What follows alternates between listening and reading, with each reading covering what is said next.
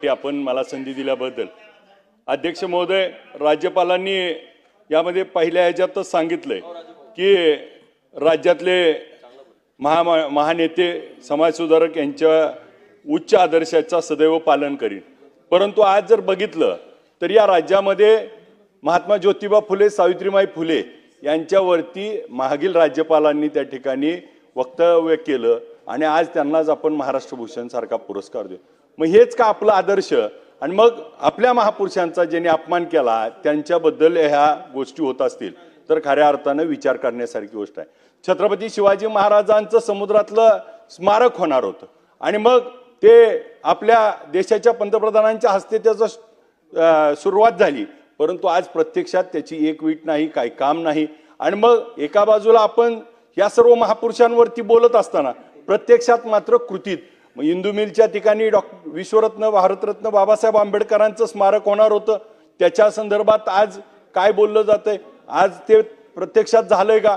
आणि मग खऱ्या अर्थानं जे जे आज आपण सांगितलं होतं त्या महापुरुषांचे जे स्मारक होणे असतील, महापुरुषांच्या बाबतीतले आज आपण 320 अहिल्यादेवी होळकरांची जयंती, शताब्दी जयंती साजरी करतोय, परंतु त्या बाबतीत अनेक आपल्याला घोषणा झाल्या, प्रत्यक्षात मात्र त्या अंमलबजावणी झाली का? आणि मग एका बाजूला आपण ज्यावेळेस सांगतोय आदर्श आणि दुसऱ्या बाजूला मात्र प्रत्यक्षात कृती होत नाही।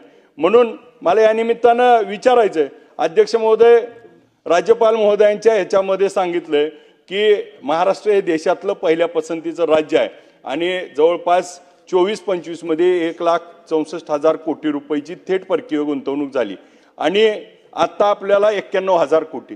आणि आपण बघितलं मुख्यमंत्री महोदय दाऊसला गेले, 18 देशांच्या विविध कंपन्याचं गेल्या वेळी 15 लाख कोटी रुपये आणि आता 30 लाख कोटी रुपये गुंतवणूक आली म्हणून सांगितलं जातं।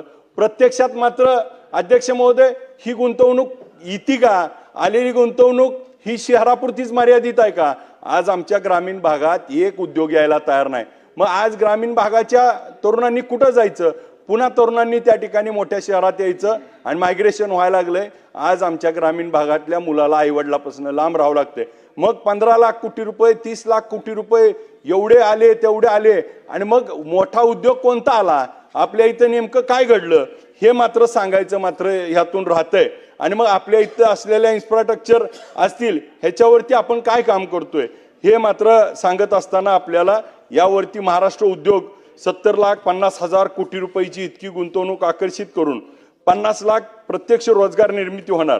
परंतु आज ज्या MIDC आपल्याकडे आहेत त्या MIDC मध्ये आपल्याला ग्रामीणमध्ये उद्योग येत नाही, उद्योग आला नसल्यामुळं त्या ठिकाणी आज काम होत नाही आणि मग माझ्या बेरोजगारांना त्या ठिकाणी काम मिळत नाही। एका बाजूला आपण सांगितले पुढच्या 2047च्या धोरणात्मक आराखड्यानुसार 5 ट्रिलियन डॉलरची इकॉनॉमी करायची आहे। मग 5 ट्रिलियन इकॉनॉमी करायची असताना आज मात्र आमच्याकडे काय चाललंय साहेब?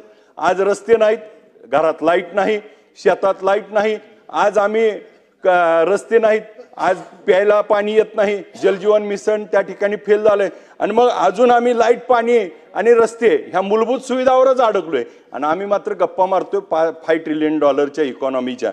मग नेमकं हे होणार आहे का? आणि मग हे नेमकं मागच्या राज्यपालांच्या भाषणात जे यावर्षी 58 मुद्दे आहेत त्यातले 25 मुद्दे तर रिपीट आहेत, म्हणजे त्यामुळे नवीन काय होत नाही। बांबू लागवडीचं सांगितलं जातं, आता बांबू कुणाला लागला हेच कळत नाही। बांबूची लागवड झाली का? मग प्रत्यक्षात त्याचा किती जणाला फायदा झाला हे देखील सांगणं अपेक्षित होतं। आज 5 वर्षात पुढच्या काळामध्ये सांगितलंय की 1,25,000 उद्योजक घडवणार आणि 50,000 स्टार्टअप करणार। मग माझी आपल्या निमित्तानं विनंती आहे की जे आज उद्योग महाराष्ट्रात आहेत ते उद्योग बंद पडायला लागले, त्यांना इन्सेंटिव्हची गरज आहे। आज आपलं 19 जे योजना आपण तयार केली त्याच्या अजून आपण 12,000 कोटी रुपये देणं बाकी आहे, त्याचे पैसे दिलेले नाहीत, त्या उद्योजकांना इन्सेंटिव्ह मिळाला नाही। तो जोपर्यंत मिळणार नाही तोपर्यंत उद्योजक कसे होणार आणि मग हे उद्योग कसे तयार होणार? 1.25 लाख उद्योजक सांगितलं जातं पण प्रत्यक्षात मात्र त्या ठिकाणी उद्योग होत नाहीत। आज एका बाजूला आपण सांगितलं की निर्यातक्षम राज्य म्हणून पहिला क्रमांक आपल्याला मिळाला। मग पहिला क्रमांक मिळत असताना आपण बघितलं असेल देशाच्या त्या ठिकाणी केळी एक्सपोर्टमध्ये सगळ्यात जास्त केळी ही टेंभुर्णी भागातून एक्सपोर्ट होती। मग ड्रायफ्रूट व्हावं या संदर्भातली मागणी अनेक वेळा केली। मग ड्रायपोर्ट असेल तिथं आम्हाला रेल्वेच्या बाबतीत कार्गो टर्मिनलच्या बाबतीमध्ये 8 कोटीचं टेंडर निघालं, अजून त्याला निधी मिळाला नाही. मग ही प्रोत्साहन कसं होणार आणि ही पहिल्या नंबरला येणार कसं? ही येण्यासाठी आमच्या भागातनं त्या ठिकाणी केळीचं मोठ्या प्रमाणात 24,000 कंटेनर एक्सपोर्ट झालं, परंतु याचा फायदा प्रत्यक्षात अजून झालेला नाही. मग त्याचबरोबर बेदाणा असेल, द्राक्ष असेल, डाळिंब असेल, आज या देशात त्या ठिकाणी 15 लाख टन साखर त्या ठिकाणी एक्सपोर्ट करायचा निर्णय झाला. प्रत्यक्षात मात्र किती झाली? 2 लाख टन. आणि मग आपण कशा पद्धतीनं सांगतोय? महाराष्ट्रात सगळ्यात जास्त साखर एक्सपोर्ट होणारं 70 लाख टनापर्यंत आपण 112 लाख टन साखर एक्सपोर्ट केली होती आणि आता 2 लाख टन होती आहे. म्हणजे आज आपली 110 लाख टन साखर एक्सपोर्ट होऊ शकत नाही. आणि मग धोरण असताना आपण मात्र भाषणात सांगतोय की आम्ही 1 नंबरला आहे. 78 लाख टन साखर एक्सपोर्ट होणारा राज्यात आज फक्त 2 लाख टन होते. आणि मग पहिला नंबर आला कुठनं? कसा आला आणि कुणी दिला तुम्हाला नंबर पहिला? माझं या निमित्तानं हेच सांगणं आहे की हे फसवं जे सांगितलं जाते. मग आधी आपलं सरकार मागच्या काळात होतं त्यावेळेसच 112 लाख टन झाली आहे आणि आता 2 लाख टन, आणि तरी आपण पाठ थापटून घेतोय. ह्याच्यावर त्या ठिकाणी अवश्य बोलणं गरजेचं आहे. आज ग्रामीण भागातल्या रस्त्याची अवस्था इतकी बिकट आहे. आपल्या ह्याच्यामध्ये आपण सांगितलंय की रस्त्याच्या बाबतीमध्ये शासनानं 4,478 कोटी रुपये खर्च करून 1100 किलोमीटर लांबीचे रस्ते त्या ठिकाणी प्रमुख मंजुरी केलेत. मला सांगायचंय 288 जर भागिले केलं 1100 किलोमीटर 1100ला, तर एका मतदारसंघात एका आमदाराला इथे बसलेल्या 3.5 किलोमीटरचा रस्ता दिलाय. आणि आम्ही मात्र सांगतोय की आमचा रस्ता आता एवढा होणार आहे तेवढा होणार आहे. आणि मग एका मतदारसंघाला जर ह्याचा भागिले केलं तर 3.5 किलोमीटर रस्ता येतोय. आणि मग आपण कोणत्या बाजूनं? तुम्ही छापलेल्या भाषणात आहे, तुम्ही सांगितलेल्या भाषणात दिलंय की आज ही परिस्थिती झाली. आणि मग नेमकं रस्त्याच्या बाबतीत आज ग्रामीण भागातल्या लोकांना इतक्या दुरावस्था आहे. एका बाजूला आमच्यासारख्या आमदाराला विचारलं जाते 1.25 वर्षात 1.5 वर्षात तुम्ही आमदार होऊन निधी किती आणला? आणि महाराष्ट्राचं चित्र काय आहे? तर अख्ख्या महाराष्ट्रात 1100 किलोमीटर रस्ते केलेत. आणि मग महाराष्ट्र सरकारला विचारलं पाहिजे. आणि सत्ताधारी पक्षातलीच लोक आम्हाला विचारतात तुम्ही निधी किती आणला? अरे सत्ताधारी पक्षात तुम्ही सत्तेतल्या त्या आमदारांनी आणण्यापेक्षा, विरोधी आमदारांनी आणण्यापेक्षा सरकारने किती केलं? एका मतदारसंघाला जर 3.5 किलोमीटर रस्ता देत असेल आणि जर आम्हाला त्या ठिकाणी विचारत असतील तर याच्यावर देखील विचार करणं गरजेचं आहे. आणि मग राज्यपालांच्या भाषणावरती त्या ठिकाणी बोलत असताना आपण हर घर जलची योजना केली. आज माढा तालुक्यामध्ये 117 त्या ठिकाणी योजना राबवल्या. 117 मध्ये 35 पूर्ण सांगितलं आणि 3 योजनेला फक्त नळाला पाणी येतंय आणि त्याची बिलं मिळाली नाहीत. आज सगळ्यांनी कामं सोडून चाललेत, कॉन्ट्रॅक्टर पळून चाललेत. आज अनेक वस्त्या राहिल्यात आणि मग जलजीवनच्या माध्यमातून अजून आम्ही पाणीच देऊ शकलो नाही. आणि मग दुसऱ्या बाजूला मात्र प्रगतशील महाराष्ट्र अनेक गोष्टी सांगतो. एका बाजूला आपण सांगितलंय महापुरुषांचे त्या ठिकाणी आपण उच्च पद्धतीनं आदर्श ठेवले पाहिजे. महापुरुषांचा जर पुतळा एखाद्या ठिकाणी बसवला तर त्याच्यावरती गुन्हे दाखल केले जातात. आज आपणच अध्यक्ष आहात, आपल्याच मतदारसंघातील मोहोळ गाव आहे, मोहोळमध्ये छत्रपती संभाजी महाराजांचा पुतळा बसवला. आज तणावाचं वातावरण झालंय. का झालंय अध्यक्ष महोदय? आमची आपल्याला विनंती आहे, आपण अध्यक्षाच्या खुर्चीवर बसलाय, आपण आदेशित करावं आणि तिथल्या तहसीलदारांना त्याची परवानगीचे आदेश द्यावे. सुलभ केलं पाहिजे. महापुरुषांचे आदर्श त्या ठिकाणी महाराष्ट्राला पाहिजेत. महाराष्ट्रात छत्रपती शिवाजी महाराज असतील, संभाजी महाराज असतील, त्या ठिकाणी महात्मा ज्योतिबा फुले, बाबासाहेब आंबेडकर, ह्या महापुरुषांचे जोपर्यंत पुतळे होत नाहीत, स्मारक होत नाही, तोपर्यंत प्रेरणास्थान मिळणार नाही. आणि हे मिळण्यासाठी ज्या अटी शर्ती लावल्या जातात त्या अटी शर्तीमुळं आज ह्या पद्धतीनं पुतळे आम्हाला बसवावं लागतात. तर आज माढा शहराच्या आमच्या पुतळ्याची फाईल आहे, मोडलीमध्ये आमची फाईल आहे, पडसाळी सारखं गाव आहे, 2-3 वर्ष झालं त्या ठिकाणी स्मारक झालंय. छत्रपती शिवाजी महाराजांच्या 19 फेब्रुवारीच्या जयंती दिवशी देखील त्याच्यावरचं आम्हाला कापड काढू दिलं नाही. आणि मग छत्रपती शिवाजी महाराजाच्या महाराष्ट्रात जर आमच्या पडसाळी गावातल्या महापुरुषाच्या छत्रपती शिवाजी महाराजांच्या पुतळ्यावरचं कापड काढू दिलं जात नसेल आणि त्याची जर त्या दिवशी पूजा होत नसेल तर त्या ठिकाणी दुर्दैव आहे. आणि याला सरकार, मग आमची विनंती आहे की आज हे पडसाळी एक गाव नाही, महाराष्ट्रातल्या प्रत्येक गावात आज बसवायची तयारी आहे. परंतु आज सरकार त्या ठिकाणी बंधन आणतंय. आमची विनंती आहे, मंत्री महोदय ऐकताय तुम्ही, मंत्री महोदय ह्या पुतळे बसवण्यासाठी एक नियमावली करावी, SOP करावी, हे नियम करावे. आणि स्वखर्चातनं बसवलेले पुतळे आहेत, प्रत्येकाने, सरकारचा रुपया जात नाही, पण तरी देखील आम्हाला पुतळा आमच्या महाराजाचा, त्याला आम्ही आमचा बाप म्हणतोय, आणि आमच्या बापाचा पुतळा बसवायला तुमची परवानगी लागती आणि त्याला 100 अटी लावल्या जातात. आमची विनंती आहे की जिथं जिथं स्मारक व्हायची त्याला त्या ठिकाणी सुलभ पद्धतीनं, मग तहसीलदार लेवललाच त्या ठिकाणी हे नियम पाळायचेत. कलेक्टर तर बघणार आहेत आणि इथं मुख्य सचिव तर बघणार आहेत, ते नियम पाळलेत का एवढं बघून त्यांना बसवायला परवानगी दिली पाहिजे. आज जाचकाठी काढून टाकल्या पाहिजे. आपल्याला त्या ठिकाणी सगळ्यात महत्वाचा विषय आमच्या तुमच्या सगळ्याच्या भावनिकतेचा विषय.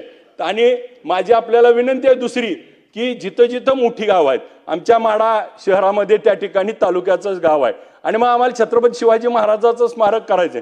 टेंभुर्णी सारख्या ठिकाणी, मोडलीमला, करकमला, आज अध्यक्षांच्या मोहोळला, तर आज डीपीडीसीतनं प्रत्येकाला त्या ठिकाणी 5% निधी ठेवला पाहिजे आणि त्याच्यासाठी संरक्षण सुशोभीकरणाला निधी दिला पाहिजे.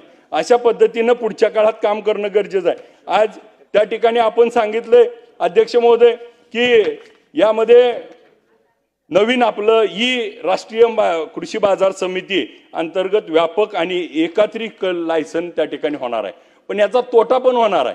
त्या ठिकाणी आज खेडा खरेदी, आज अनेक त्या ठिकाणी काय होतंय, गावात येतात लोक त्या ठिकाणी खरेदी करतात, ज्याच्याकडे लायसन नाही काय नाही. आज अनेक आमच्या त्या ठिकाणी डाळिंबवाल्याचे पैसे घेऊन गेलेत, आज त्या ठिकाणी केळीवाल्याचे बागार घेऊन गेलेत, आज जागेवरनं माल घेऊन गेलेत आणि ती माणसं मोबाईल बंद केलाय. आज त्यांचे पैसे 40-40 लाख, 50-50 लाख, अनेकाचे 4-4, 5-5 वर्ष अडकून पडलेत. आणि मग ह्या त्या ठिकाणी बाजार समित्या होत असताना ग्रामीण भागातल्या, मग आम्हाला करकमला उपसमिती बाजार समिती मागणी आहे, त्या ठिकाणी गेले 1 वर्ष झालं पाठपुरावा करतोय, त्याच्यावर त्या ठिकाणी निर्णय होत नाही. मग मोडलीमची बाजार समिती असेल, कुर्डवाडी असेल, माडा असेल, ह्या ठिकाणच्या भागांना त्या ठिकाणी आमच्या भागातल्या मालाला त्या ठिकाणी प्रोत्साहन देण्यासाठी आपण याच्यावरती काम करणं गरजेचं आहे. आज मुख्यमंत्री बळीराजा शेत रस्ते योजना त्या ठिकाणी राबवण्यात आली. सर्व आमदाराला त्या मतदारसंघाचा अध्यक्ष केला आणि त्या GR मध्ये काय केलं अध्यक्ष महोदय, 125 तास फक्त JCBचं दिले जातील आणि रोलर. मग 125 तासात रस्ता होणार आहे का? त्याला मुरुम टाकणार आहे का? मुरुम मोफत दिलाय, पण मुरुम आणून वाहून टाकण्यासाठी खर्च येणार आहे. मातोश्री पांधन योजना ज्या पद्धतीनं मनरेगा माध्यमातून राबवली जाते त्या पद्धतीनं काम करणं आवश्यक आहे. आज माझ्या मतदारसंघात जवळपास आपण जर बघितलं असेल तर 200 रस्ते त्या ठिकाणी मनरेगातनं आमचे मंजूर आहेत आणि 200 रस्त्यातले 10 रस्त्याची कामं चालू आहेत, अजून त्या ठिकाणी वर्कआउट होत नाहीत. आज आमचे BDO भेट आहेत का तर तक्रारी होत आहेत, काही बुरटी लोक तक्रारी करतायत आणि त्या ठिकाणी काम कसं सुरू करायचं.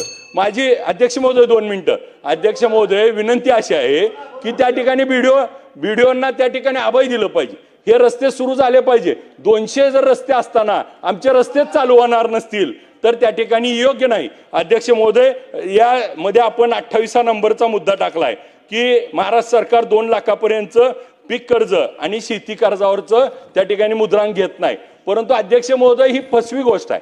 1,60,000 आपल्याला मॉर्गेजची गरज नाही, खरं तर 3 लाखापर्यंत त्याला आपण देणं गरजेचं आहे. कृषी मंत्री महोदय इथं आहेत, कृषी मंत्री महोदय मामा आपल्याला विनंती आहे की 2 लाख रुपयाचं आपण त्या ठिकाणी देतो आणि 1,60,000ची तर गरज नाही. मग ही फसवी योजना दाखवून यामध्ये काय आपण त्या ठिकाणी घेणार आहे. माझी आपल्याला या निमित्तानं विनंती आहे की अध्यक्ष महोदय अतिवृष्टी आणि यामध्ये खरडून गेलेल्या जमिनी आज त्याला त्या ठिकाणी पैसे मिळालेले नाहीत.